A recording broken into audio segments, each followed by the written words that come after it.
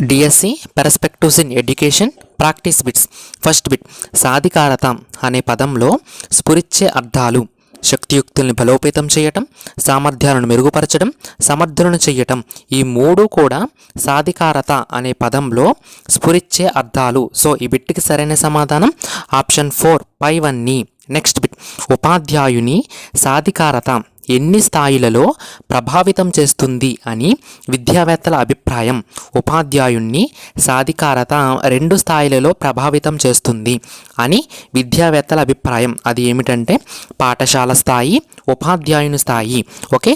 Next bit, సాధికారత భావనకు సంబంధించి తమ స్వంత జీవితం లేదా స్వీయ పరిస్థితులపై పూర్తి అధికారాన్ని వ్యక్తికి కల్పించడం అని నిర్వచించిన వారు లాంగ్ మ్యాన్.